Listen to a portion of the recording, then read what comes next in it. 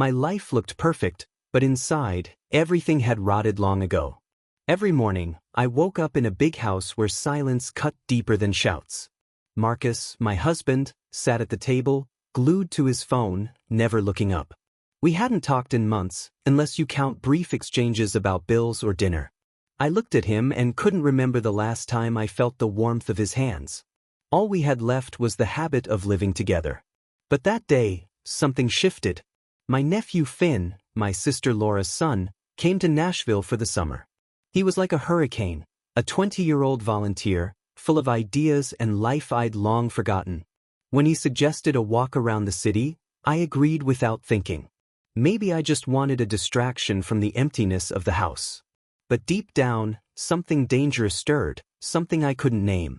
My name is Wesley Brown. I'm 37 years old. I live in Nashville, Tennessee. That evening started with small things. Finn waited for me on the porch, his light hair falling over his eyes, his smile so open I couldn't help but smile back. We walked down the street, where streetlights cast long shadows, and the air smelled of freshly cut grass. Nashville hummed around us. A guitar played somewhere, laughter and clinking glasses spilled from bars. Finn talked nonstop, about his work at an animal shelter, about how he wanted to change the world. His energy was contagious, and I caught myself listening, forgetting my problems. We stopped at a small bar on the corner, where they served bourbon and local beer. Finn ordered a lemonade, and I got a whiskey to settle my nerves. He looked at me like he saw something I didn't notice myself. It was both frightening and magnetic. When we left the bar, night had already blanketed the city. Finn suggested climbing a hill with a view of Nashville. I agreed, though I usually avoided such places. Too many memories of a past when I still believed in love. We walked in silence, and I felt his presence filling the void inside me. On the hill, he stopped and looked into my eyes. His gaze was too long, too warm. I looked away, but my heart beat faster. Something inside me was crumbling, and I didn't know if I wanted to stop it. We got home late, and I lay in bed, staring at the ceiling while Marcus slept beside me. For the first time in years, I couldn't sleep. Something had begun, and I was afraid to find out where it would lead. That night on the hill, I felt my life starting to crack at the seams. Finn stood beside me, his silhouette sharp against Nashville's city lights, and I couldn't look away. He talked about freedom, about living by what your heart tells you, not society's rules. His words sounded so simple, but to me, they were a knife slicing open old wounds. I'd gotten used to hiding my desires, shoving them into a corner where no one could find them. But Finn, without knowing it, was pulling me toward the light, and I wasn't sure I was ready. We sat on the grass, the air warm with a faint scent of pines. I listened to him, and every gesture, how he brushed his hair back, how he laughed, stirred something in me I'd long forgotten. He told me about his childhood, how he'd sneak out to stare at the stars while his mother, my sister Laura, prayed for his soul. Finn spoke so easily, like life was an adventure, not a burden. I caught myself envying his courage. When he asked why I chose law, I hesitated. The answer was simple. It was safe, prestigious, approved by everyone. But I didn't say that. Instead, I mumbled something about wanting to help people. Finn gave me a small smile, like he knew I was lying. His gaze was too sharp and I felt exposed. We started down the hill, but Finn suddenly stopped and pointed to an old bench by the path. He suggested we sit a bit longer, and I agreed, though I knew it was dangerous. We sat close, so close I could feel the warmth of his shoulder. He turned to me and asked if I was happy. The question hit like a punch to the gut. I wanted to lie, to say everything was fine, but the words stuck in my throat. Instead, I just shook my head. Finn didn't push, but his hand rested on the bench, almost touching mine. It was a small movement, but my body reacted like I'd been shocked. I didn't pull away. We sat in silence, and in that silence, there was something intimate, like we were sharing a secret we hadn't yet spoken. When we got home, it was past midnight. Marcus was asleep, and the house greeted me with its cold silence. I lay in bed, but sleep wouldn't come. I kept thinking about Finn, his voice, the way he looked at me. It scared the hell out of me because I knew these feelings were wrong, forbidden. He was my nephew, Laura's son, and I was married. But the harder I tried to silence those thoughts, the louder they got. I got up and stood by the window, staring at Nashville's dark streets. Somewhere in the guest room, Finn was sleeping, and I couldn't stop thinking about him. Something in me had shifted, and I was afraid there was no going back. The day after that night on the hill, I felt like I was balancing on the edge of a cliff. Finn acted like nothing had happened, but every glance, every accidental brush at breakfast made my heart race. I tried to focus on mundane things, coffee, morning news, but my thoughts kept drifting to him. That day, Laura, my sister, invited us for a family lunch at her house on the outskirts of Nashville. I knew it would be a test. Laura was always religious, with firm views on right and wrong. Her house, full of crosses and family photos, always felt like a museum of her beliefs. Marcus agreed to go, but I could tell he was doing it out of politeness, not desire. We arrived at Laura's around noon. Her house smelled of fresh bread and fried chicken, and the table was already set with bowls of mashed potatoes and green beans. Laura hugged me, but her gaze was sharp, like she was searching for something in my face. Finn came in after, greeted his mother, and started helping set the table. His ease and smile lightened the mood, but I noticed Laura watching him, as if checking if he'd changed while away. Marcus sat quietly, scrolling through his phone, and I felt the wall between us growing. Lunch began with a prayer, which Laura delivered with such fervor that I instinctively lowered my eyes. At the table, Finn suddenly spoke about his volunteer work. He described helping organize a shelter for the homeless and mentioned that many were rejected by their families because of their orientation. His words hung in the air. Laura frowned and said such things were a choice, not fate, and that the church could fix anyone. I felt blood rush to my face. Finn didn't back down. He calmly argued that love isn't chosen and looked at me, as if seeking support. I stayed silent, though everything inside me boiled.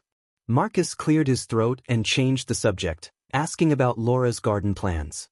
But the tension lingered, and I saw Laura studying Finn and me, like she suspected something. After lunch, we went to the backyard, where Laura showed off her roses. Finn lagged behind, and I noticed him brush my hand when no one was looking. It was a fleeting touch, but it burned like fire. I quickly stepped toward Marcus, but my heart pounded. Laura called us for tea, and at the table, she suddenly asked Marcus if everything was okay with us. Her voice was gentle, but I knew she sensed something.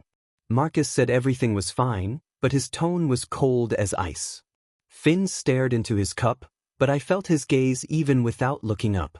When we left, Laura hugged me tighter than usual and whispered to be careful. I didn't ask what she meant, but her words stuck with me. At home, I looked at Marcus and realized he was noticing something too. Something was crumbling, and I didn't know how to stop it. After the lunch at Laura's, I felt like I was walking through a minefield. Every look from Finn, every word he said, felt dangerous, but I couldn't make myself stay away from him. The next day, he suggested driving to a lookout point outside the city, where Nashville spread out like a painting. I knew it was a bad idea, but I agreed anyway. Marcus had gone to the office, and the house was too quiet, too empty. Finn waited by the car, his eyes sparkling with excitement, and I caught myself thinking I wanted to see that spark again and again. We drove out of the city, and some old country song played on the radio, which Finn sang along to, not caring about his voice. I laughed, and for the first time in a long time, it felt genuine. The lookout point was nearly empty, just a couple of tourists snapping photos of the sunset. We parked and got out, and I felt the cool breeze from the hills calming my nerves. Finn walked to the edge, where the city glittered below, and I followed. He talked about how he loved places like this, where you could feel free. His words hit something deep inside me, and I found myself telling him about my childhood, how I dreamed of being an artist, but my father said it wasn't for men. Finn listened closely, not interrupting, and his gaze was so warm I felt vulnerable, but in a good way. We sat on a wooden bench, and Finn suddenly went quiet. He looked at me, and there was something new in his eyes, something that made my heart stop. Then, slowly, almost hesitantly, he placed his hand on my shoulder. His fingers were warm, and I felt my whole body respond to that simple touch. I didn't pull away.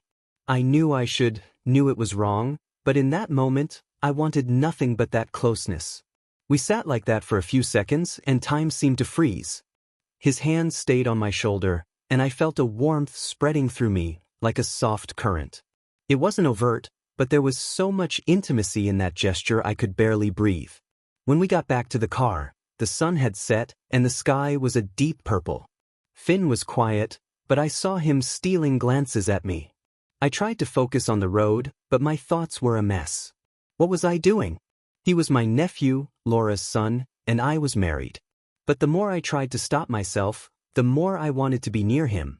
At home, Marcus was in the living room, watching TV, and didn't even ask where I'd been. I felt guilt, but it mixed with something new, a desire I couldn't ignore anymore. Lying in bed that night, I thought of Finn, of his hand on my shoulder, and realized I was standing on the edge of something irreversible. What would happen if I took the next step? After the trip to the lookout point, I felt like the world around me had softened but grown more dangerous. Finn was like a magnet, and I couldn't resist his pull, even though I knew it was wrong. The next day, Marcus left for a client meeting, leaving the house in a silence that no longer felt empty. It was now filled with thoughts of Finn. He suggested cooking dinner together, and I agreed, thinking it would be safe, just a family evening. But with him, nothing was simple. We stood in the kitchen, chopping vegetables for a salad, and his laughter filled every corner. His elbow brushed mine by accident, and each moment like that was a spark igniting warmth inside me. Finn turned on some music, something light with guitar chords, and started singing, moving around the kitchen with such ease that I couldn't look away. He caught my gaze and smiled, and in that smile was something so warm, so personal, that my heart tightened. We sat at the table and he told stories about his travels, people he'd met, how he once spent a night under the stars in the mountains. I listened, but mostly I watched him. How his hands moved when he spoke, how the light from the lamp fell on his face. It was so simple, so natural, but so deeply intimate that I lost track of time. After dinner, we decided to watch an old movie. Finn picked a comedy, but I barely followed the plot. We sat on the couch and he shifted a little closer than necessary. His shoulder touched mine, and I felt the warmth of his body through the thin fabric of his shirt. It wasn't overt, but there was so much closeness in that light touch that my breathing grew uneven. He turned to say something, and his face was so close I could see every eyelash, every spark in his eyes. For a moment, I thought he might lean closer, and I didn't know if I wanted it or feared it. But he just smiled and turned back to the movie, leaving me in a whirlwind of emotions. When the movie ended, Finn suggested making tea. We stood by the stove, and he suddenly said he liked spending time with me, that I wasn't like other adults he knew. His voice was soft, almost a whisper, and I felt the warmth of his words wrap around me. I wanted to respond, but the words stuck, and instead, I just nodded. He handed me a mug, and his fingers lingered on mine a little longer than needed. It was fleeting, but my body reacted like I'd been touched by lightning. I went to bed but lay there feeling everything unravel. Marcus came home late, and I pretended to be asleep to avoid talking. He was noticing something, I could tell from his silence, from how he looked at me in the morning. But I couldn't stop what was happening with Finn. It was too warm, too real, and I didn't want to lose that feeling. After that evening on the couch, I felt like my heart no longer belonged to me. Finn was everywhere. In my thoughts, in the silence of the house, in every stray sound that reminded me of his laugh. The next day, I was working in my downtown Nashville office, but focusing was impossible. Papers sat untouched, and I stared out the window, where the city lived its own life. Finn texted, saying he wanted to drop by with coffee, and I agreed, though I knew it was risky. When he walked in, holding 2 paper cups, his smile lit up my dull office like a ray of sunlight. He wore a light shirt, sleeves rolled up, and I caught myself staring too long at his hands. We sat at my desk, sipping coffee and talking about small things, the weather, how he loved wandering Nashville. But the air between us was charged, like before a storm. Finn spoke about his dream to open an animal shelter, and his eyes burned with such passion that I leaned closer without thinking. He fell silent, and in that quiet, I felt my heart pounding louder than the clock on the wall. Then he stood, walked around the desk, and stopped beside me. His closeness was almost tangible, and I felt the warmth of his body without even touching him. He looked at me, and there was so much tenderness in his gaze that I forgot how to breathe. Finn leaned in slowly, his face so close I could feel his breath. He softly asked if I could be honest with myself. I didn't answer, I couldn't. Instead, he touched my cheek, and that gentle gesture was like a bridge I'd been too scared to cross. Then he kissed me. It was soft, careful, but so deep that everything inside me trembled. I kissed him back, not thinking, letting myself drown in that warmth, in that closeness that felt like the only right thing in that moment. His hands slid to my shoulders, and I felt every finger leaving a trace on my skin, even through my shirt. It wasn't overt, but there was so much intimacy in that touch that I lost touch with reality. We pulled apart, and I saw a mix of boldness and fear in his eyes. I wanted to say it was a mistake, that we shouldn't, but the words wouldn't come. Instead, I just looked at him and he smiled, so warmly, so openly, that my guilt drowned in that gaze. We sat in silence, holding hands, and that silence was like an embrace I didn't want to let go. But then I heard footsteps in the hallway, and reality crashed back. I pulled away quickly, but Finn gently squeezed my hand, as if saying everything would be okay. He left, leaving me alone with a racing heart and the feeling that I'd just crossed a line with no way back. That night, I lay beside Marcus but thought only of Finn, of how his lips touched mine, and knew I couldn't pretend anymore. After that kiss in the office, I felt like I'd stolen something priceless and now had to hide from the world. But Finn, as always, acted like nothing was impossible. The next day, he burst into my life with a new idea, an impromptu picnic in an abandoned park on the outskirts of Nashville. I tried to protest, saying I had work, that it was risky, but his enthusiasm was a hurricane and I gave in. He said he knew a spot where no one would find us, and though I grumbled, I was already imagining us sitting under the stars. Finn had a way of making ordinary things feel magical. We loaded the car with a basket of sandwiches, lemonade, and an old blanket Finn found in the closet. On the way, he turned on the radio, and some silly pop song made him dance right in the passenger seat. I rolled my eyes but couldn't hold back a smile. His energy was infectious. When we arrived, the park was overgrown, with crooked benches and paths leading nowhere. Finn confidently dragged me to a clearing surrounded by old oaks and spread the blanket like he was setting up a royal feast. I sat down, still glancing around, worried someone might see us, but he just laughed and said I was too serious. We ate, chatted, and Finn suddenly suggested a game, making up ridiculous stories about people we supposedly saw in the park. He started with a tale about an old man hiding treasure under a bench, and I, to my surprise, jumped in, inventing a woman secretly training to be a ninja. We laughed so hard I forgot my fears. At some point, Finn lay back on the blanket, staring at the sky, and I joined him. His hand found mine, and our fingers laced together like it was the most natural thing in the world.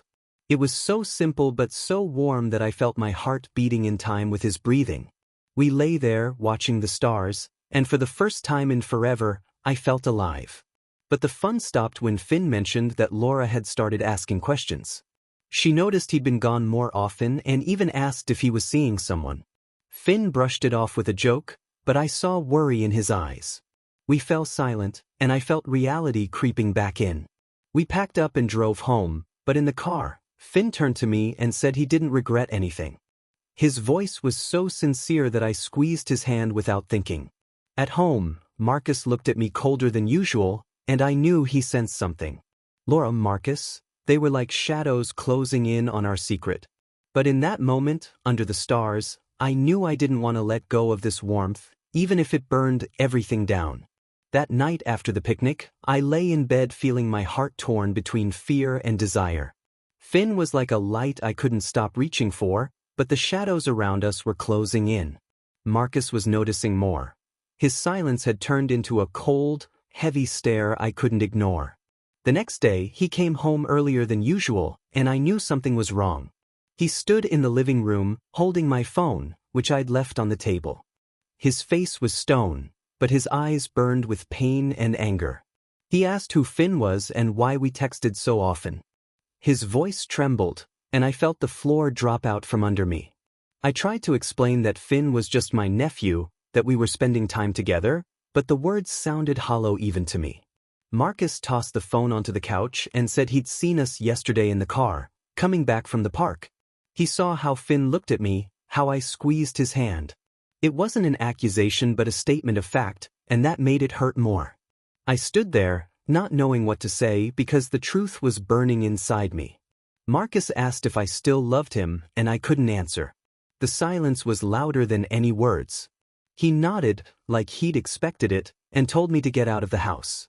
His voice was quiet, but it carried so much pain that I felt like a traitor. I packed a bag, not looking at Marcus because I couldn't bear his gaze. As I left, he said he always knew I was never fully with him but hoped it would change. Those words cut into me like a knife. I got in the car and drove to a motel on the edge of Nashville, where I rented a room with dim lights and the smell of old carpets.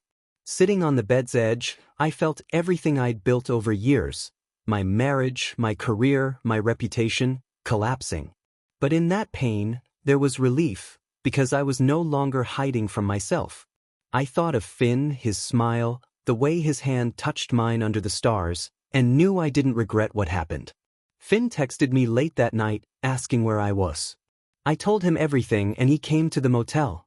When he walked in, his face was full of worry, but he hugged me so tightly I felt tears welling up. We sat on the bed, and he held my hand, saying everything would be okay, that we'd figure it out. His voice was so sincere, so warm, that I believed him, even though I knew a storm was coming. I looked at him and realized I was letting myself feel fully for the first time in my life. But deep down, I was terrified that this truth would destroy everything I had left. The motel became my temporary refuge, but it couldn't shield me from the storms tearing through my soul. Every morning, I woke up feeling like I stood at a crossroads, and the choice ahead scared me more than anything. Finn came by every day bringing coffee, telling funny stories, but I saw he was scared too, for us, for the future. His presence was the only thing keeping me afloat, but I knew I couldn't hide forever in this room with its dim light. My life in Nashville, my job, my reputation, was still hanging by a thread, and I felt that thread fraying with each passing day. One evening, Finn came with a serious look I rarely saw on him. He sat on the edge of the bed and said he was tired of hiding. His voice was soft, but there was a resolve in it that made me freeze. He suggested leaving, not just Nashville, but Tennessee altogether, starting over somewhere no one knew us. His eyes burned with hope, but I felt fear grip my heart. Leaving meant abandoning everything: my career as a lawyer, my family, my sister Laura, who I knew would never accept this. But staying meant losing Finn, losing myself, and that thought was unbearable. We talked half the night, and Finn held my hand, his fingers warm and steady. He described how he pictured our life: a small house on the coast, walks on the beach, evenings by a fireplace. His words painted a picture so simple, so real, that I almost believed it was possible. But then I thought of Laura, her stern gaze, her words about sin, and Marcus, whose pain still echoed in me. I told Finn I needed time, and he nodded, but I saw disappointment in his eyes.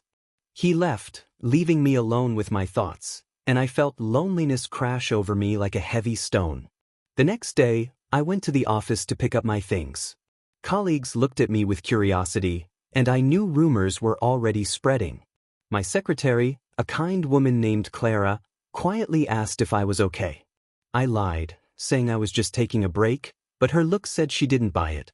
When I got back to the motel, Finn was waiting by the door. He looked tired, but his smile was the same, warm, open. He said he wouldn't rush me but wanted me to know he was willing to wait. His words were a lifeline, and I suddenly realized I didn't want to be afraid anymore. I hugged him, and in that embrace was everything: my love, my resolve, my fear. I didn't know what I'd choose yet, but for the first time, I felt I could be honest with myself. A month passed since I stood at the motel's threshold, torn between fear and hope. Every night I thought of Finn, his words, the life he promised. But the choice didn't come easily. I met with a lawyer to start the divorce, and each signature on the papers felt like a step into the unknown. Laura called, her voice full of anger and tears when she learned the truth. She said I was destroying the family, that I'd lost myself, but I couldn't live a lie anymore. I looked in the mirror and for the first time, saw someone who wasn't hiding. It was terrifying but freeing. Finn was there, patient and warm as ever. One morning he showed up with bus tickets to Portland, Oregon. He said we could start over there, where no one would judge us. His eyes shone, and I felt the fear that had held me so long begin to dissolve. I agreed and we packed our things, just a couple of bags, but they felt like an entire life. As the bus pulled away, I watched Nashville fade through the window, my heart beating to a new rhythm. Finn held my hand, his fingers an anchor in this sea of change. In Portland, we rented a small apartment overlooking the river. Every morning, I woke to the smell of coffee Finn brewed and his quiet laugh as he read the news. We walked the city, holding hands, and no one looked at us with judgment. I found a job at a small law firm where no one knew my past, and it was like breathing fresh air. Finn enrolled in courses to study nonprofit management, and his dream of opening an animal shelter grew more real each day. Our evenings were simple: dinner, talks, sometimes dancing to old music in our tiny living room. Those moments were so real that I sometimes forgot how long I'd lived in the shadows. But I won't pretend everything was perfect.